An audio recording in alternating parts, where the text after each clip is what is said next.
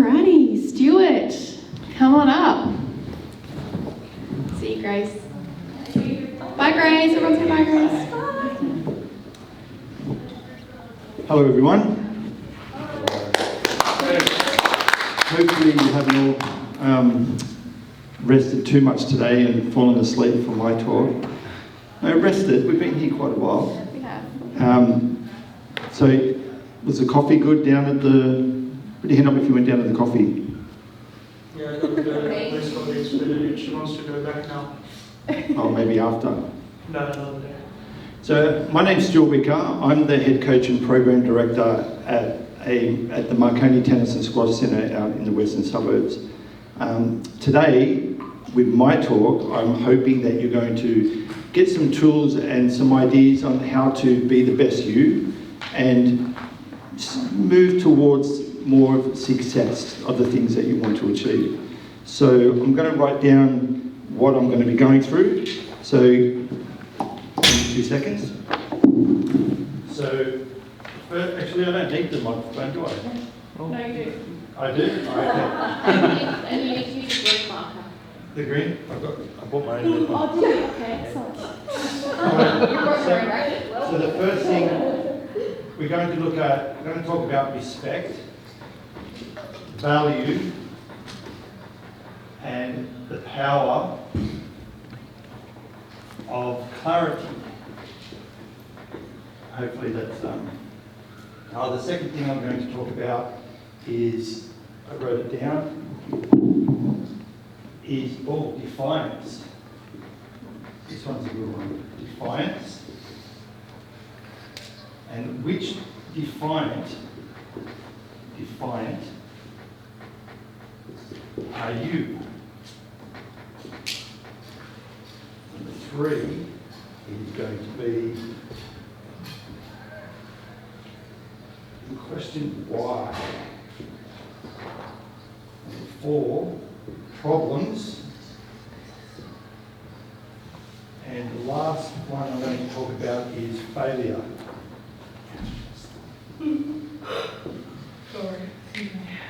So,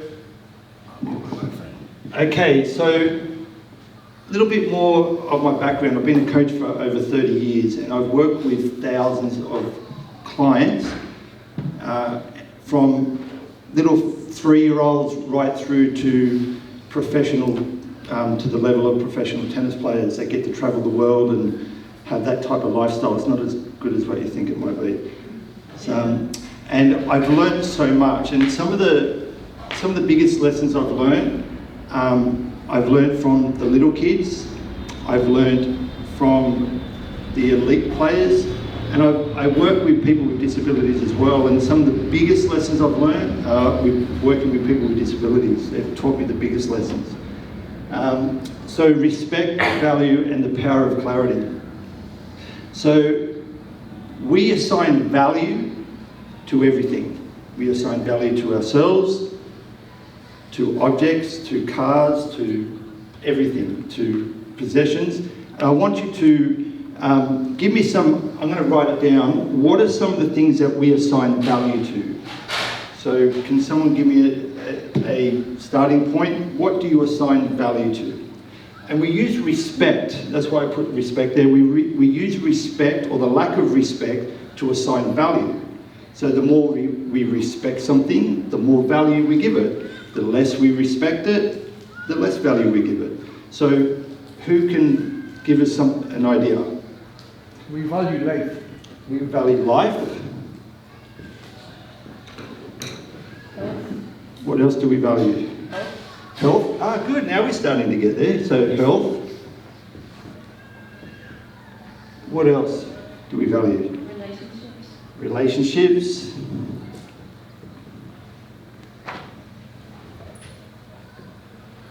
Just yell them out. Any more? Money. Money. Yeah, we give value to money.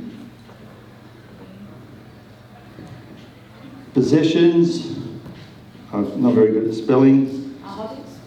I beg your pardon? Hobbies, like what you're interested in. Hobbies. Career. Careers. Family and friends. Great. I'm glad. Relationship purpose. family, friends. Now we're talking about value. We also give value, so we give a high value to our family and friends. We give low value to other people as well. So who's somebody that we might... I'll give you one, I don't want anyone to yell out. The guy that bips us in the car park. Okay, do we give him do we have a lot of respect for that person, or do we have less respect? So our value for that guy that bipped us in the car park, we don't rate him very highly. So we also give value to people that we don't like. Okay? Yeah. So That's true. yeah, so we assign value. So we're going to people we don't like. Excuse my terrible writing. We also give value to consequences. So I'm going to do a little experiment. Would you like to see a little experiment? I think I might get Bridget to come up as part of my experiment. And we're going to prove how we give value, and actually how our nervous system is affected by value. So let's try this little experiment. Okay. So I went to the $2 shop and I bought these bars. It's a $2 bars. And I'm going to throw it to Bridget. Okay, it's only a $2 bars. Okay? And I just want you to catch it. Alright, here we go. Okay, how'd you feel? I felt great. I felt like, oh, I'm glad that I've got tennis training soon. So you weren't that... See, our nervous system... But I did feel nervous. Yes, well, our nervous system is affected by the value that we give things.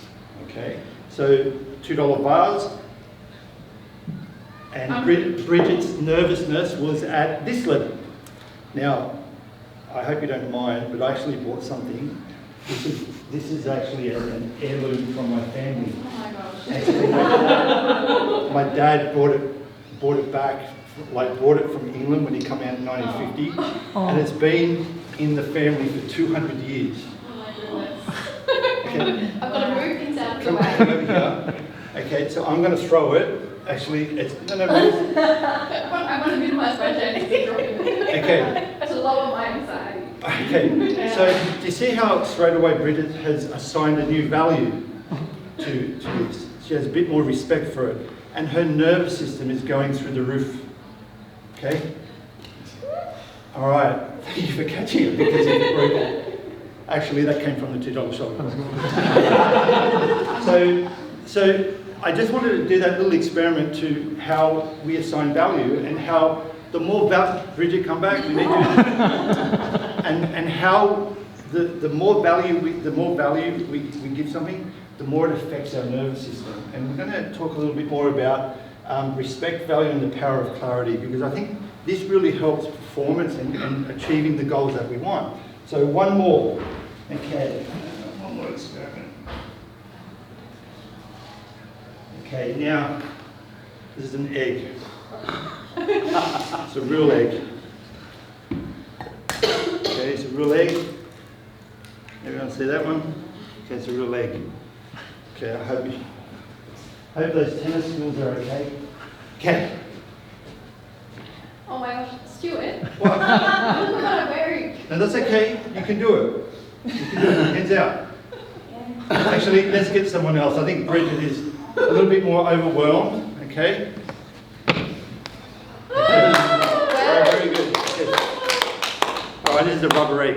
Right. But it's our perceived value that we give things value, and it affects us differently. It's a good trick, Stu. Well, I mentioned at the I didn't write it. So we give value to consequences. So see how Bridget was like, this is a dress. So she's given a higher value of the consequences of what might happen. And this affects our nervous system really, really. It stops us from doing things. I just want to catch it. It stops us from wanting to do things. Okay, so one of the biggest things is that we give value to consequences. Sequences. Yeah, I did it. You think that's right? Yeah. All right. So who gives us value? Who assigns our value? God. God assigns our value. On an earthly plane, who assigns our value? Ourselves. We give ourselves value. Our experiences. Our experiences, our family and friends give us value. And when I was, so I run a tennis centre. When I was going to take on the lease of a tennis centre, my late mother said to me, "Why do you want to take on a tennis centre? It's going to rain all the time." She's probably right at the moment, but over 20 years, the average of rain that affected the business has been about 4%. But my mother said to me, you know, it's going to rain. She wanted to protect me. So in trying to protect me, why was she trying to discourage me? Why was she trying to discourage me from taking on the tennis centre? Fear of failure? Fear of failure. She didn't want to see me fail. So our family and friends, it was her nervousness of me failing that tried to protect me. So our family and friends kind of keep us down, and this is where the empowerment comes into it. So the power of empowerment, when you're empowered, you have clarity. And society doesn't want you to be empowered because it wants you to respect everything else, all of these things first, except ourselves. We're the last people to be respected. And we need to put ourselves at the top. So ourselves, when we put ourselves and have a high value of ourselves, that's when we become the most successful. And respect, society wants us to respect everything else first, then ourselves. I believe, from all my experiences, is that when we put ourselves first, with respect, having the highest respect, that's when we are the most successful. People that have high respect for themselves are the most successful people. So, yeah, I remember a student came to me, one of the best students that I ever worked with, and we went from a beginner right through to a professional. The biggest thing that he struggled with was his value of himself. You know, we would go to a tournament, he would lose, and the mum would say, "Why did you go all that way to lose in the tournament? First round of a tournament or the second round of a tournament?" And that would lower his value. So the way he saw himself was low. So his success was stagnated because of the way he saw himself. So one of the things I did, I made a big banners at the back of our tennis centre that had the silhouettes of him hitting a ball. So when he walked into the centre, he was able to see himself in big, and that helped him have more value for himself. So it's very important that we understand that we need to value ourselves, have respect for ourselves first. But there's thing, I want everyone to think about success. What does success comes in many forms. So think about, what does success look like for you? So thinking into the future, you know, not holding a trophy over your head, but it might be in relationships, it might be health, it might be money, it could be anything. Success means so many different things to so many different people. Steve, can I just say something about the thing of putting ourselves first? Sometimes I think also as Catholics we're kind of like, that just sounds wrong, but no, in respecting ourselves... God first. No, but in terms of putting ourselves first, but we should be thinking about everyone else. But when we respect ourselves, it's only then that we're able to respect other people properly. Well, if we don't respect ourselves, we won't be respecting others either. Yeah, that's true. Women especially struggle with that. Yeah. having the value Putting that you ourselves, assign. investing in ourselves, putting ourselves first, and understanding that we can't do everything else unless we're okay, unless we've valued ourselves enough to do that. Until you have a healthy relationship with yourself, you don't have a healthy relationship with others. 100%, and that the perception of our own value is conditioned into us from a very young age. Like my mum, being told to, don't do this, don't do that. They're protecting you. I think the statistics in careers is about 80% of people follow the career paths of their parents. because the parents know what's safe for them. Yeah. So they guide you, or they guide their kids into that career path because that's safe for them. So our brains, from research and stuff that I've done, our brains have two primary goals. One is survival. That's why when we get close to the edge of a cliff, we step back because our brain wants to keep us alive. And the other one is rewards, and rewards is really interesting. My son's 14, and when he was in primary school, every day they'll have the assembly and they'll be handing out awards every day, and I thought that's really weird. And then on Thursday they'll have half an hour of giving out awards, principal awards, like that. And it comes back to that conditioning thing that society does to us, is that it wants to wants you to respect everything else first, except ourselves. And I think it has to start with having the respect for ourselves first, and believe it or not, respecting the guy that beats the horn, because they're giving us an opportunity to react a certain way. We can react, and that leads me into my second thing, defiance. All right, so respect, just going back over, respect, value, and the power of clarity. The more respect we have for ourselves, the more empowered we are, and that scares people. That scares me because empowered people take risks. Within reason, we're not talking about, taking silly risks, but business risk, being here today, putting on this event is risky. And that's scary for the people around us because it's a risk. And people like the status quo. And so congratulations to Bridget on putting this on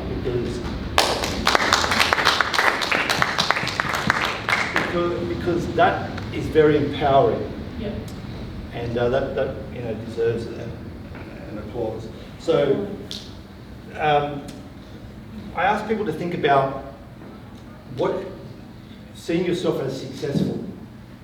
Now remember that the more we showed with the egg and with the $2 bars and the priceless bars that I had, is that we assign value, and we get nervous the more we assign value.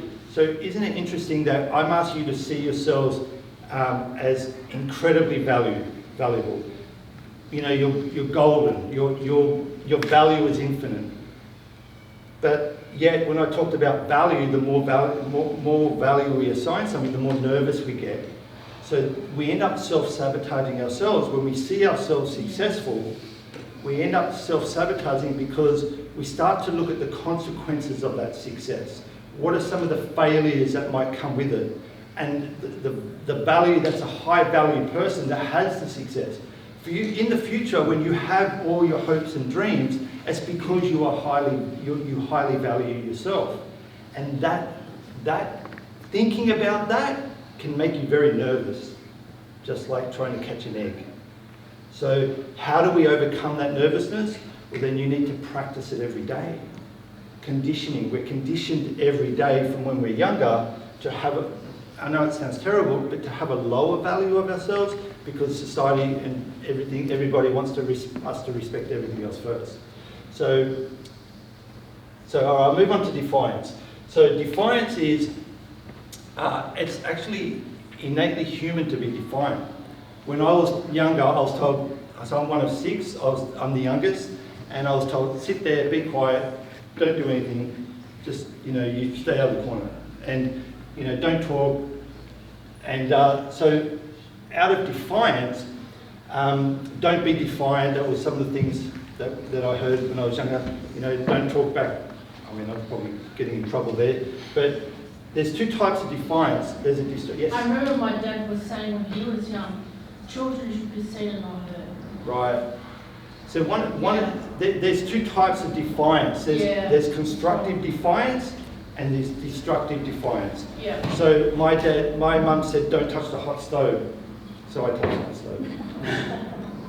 So that would be considered destructive defiance. Yeah. So Richard Branson, have you ever heard of Richard Branson?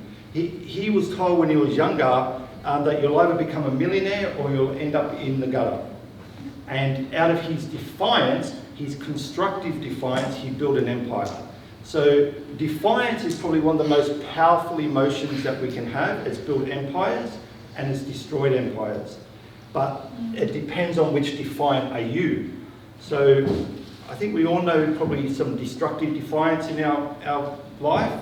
And we also know some constructive defiance. So destructive is destroying things in their defiance, and constructive is building things, making things better for yourself and the people around you. So I think defiance, figuring out which defiant are you is really important.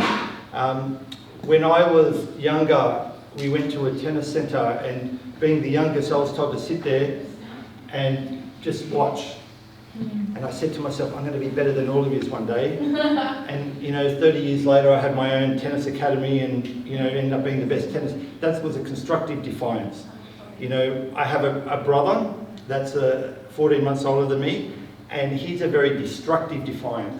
And his relationships, he doesn't get to see his kids. He has, out of his destructive defiance, he destroys everything. And part of being a constructive defiant is taking responsibility and having respect for yourself. So I'll move on to, so the question for you guys is, what type of defiant are you? Are you a constructive defiant, or are you a destructive defiant? Constructive and destructive. So that's really important. Why? I think this is a really good question. And it's, when we fail, our brain needs a why. It needs to know why things happen. And in the absence of the truth of why something happens, our brains make it up. So excuses. Has anyone ever made an excuse? Okay. We make excuses all the time. Excuses, I believe, are designed to make us feel better. But it doesn't look at the truth or the reality behind something. So, yeah, when I have people come and things are not going the way they want them to go, and they don't really understand what's happening, whether it's biologically or physically what's happening, they make it up. And some of the things that they come up with is, I'm hopeless, I can't do this. And what they're doing is that their brain is trying to come up with a why. So in the absence of the truth, we make things up. And what we want to do is we want to get closer to the truth. So I think in the booklet, I'll come back to the little exercise that Bridget had in there for me. So that's a really good, interesting thing to think about is when things, actually, a few things happen. Poor Monica hit her head this morning. And we'll call that a fail. Like that's not something that you really wanted. We fail all the time. And that's going to be the last thing. That's, so I met Monica this morning, and she had this big gash on her head, and I felt terrible for her. So we need to understand the truth behind why things happen. And we want to, if we find ourselves making excuses, we're not looking at the reality of the situation. So nothing's going to really improve. So we've got to get away from making excuses and try to seek out the truth behind the why. And you might need Bridget or Monica or Bernie to help us understand the whys of why things are happening. Really important. Problems. I like this one. In tennis, Bridget would agree with this. Bridget, tennis is a problem-solving game. Well, our brains are also designed to solve problems. This is one's really good. I think this one will help people a lot. We all have problems. We can let problems happen to us, or we can design our own problems. In the absence of creating our own problems, our subconscious brain will make problems for us. We'll attract problems because we need to solve problems. Problems, some of the problems that we have from day to day is, what are we going to have for dinner tonight? Am I going to have a warm place to sleep? Am I going to have a roof over my head? These are all problems. I think we pretty well much solve those problems. But we also have other problems that pop up. And these problems kind of come about because we don't create our own positive. You know, when I talk about problems, we want to have positive problems. We want to have good problems. You know, so what we did at my house is said to my wife, I said, okay, what good problem could we have? So going back 10 years, the problem that I want to renovate the bathroom. Want to, you know, do this, this and this. So this was a problem. So I made on the whiteboard, we put pictures of what the new bathroom would look like, and that was my problem to solve, because our brains want to solve problems. And in the absence of having problems to solve, we attract problems, negative problems that we don't want. And then we become reactive to those problems, and it can become self-fulfilling. So problems, think about the problems that you've got and start designing problems that you want. That's a really good thing, because then your brain will just go to work and to solve those problems. But do what we did. We put that problem front and centre. One of the major problems that we wanted to do a couple of years ago was knock down our old house and build a new house, build the house. Actually, the problem that we wanted was my wife wanted an ensuite, and we only had one toilet in the old house, 3-bedroom, 1 toilet. And my wife for 20 years has wanted an ensuite. So I went, okay, we need an ensuite. It's a problem. Well, the problem was that it was going to cost $130,000 to put a master bedroom on the end, and it would still be the old house. So we said, okay, let's make a bigger problem. Let's knock down the old house, figure out how to get the finances, and put the house that we want with the ensuite. And we got the keys about 6 months ago, and we've been in the house for 6 months. So we created the problem, and then we worked towards solving that problem. You know, whereas I mentioned my brother before, and you know, in his destructive defiance, problems happen to him, and he's always reacting to those problems, and they're negative problems, and they're not healthy at all. So, you know, it would be great for him to start to be a constructive defiant, start creating his own problems. That would be fantastic for him. And the last one I want to talk about, you know, I'm very nervous. I was very nervous today because I don't get to stand in front of so many people. I did have a couple of things, actually.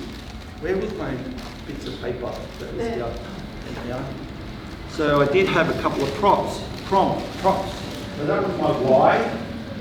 You know, our brain needs a why.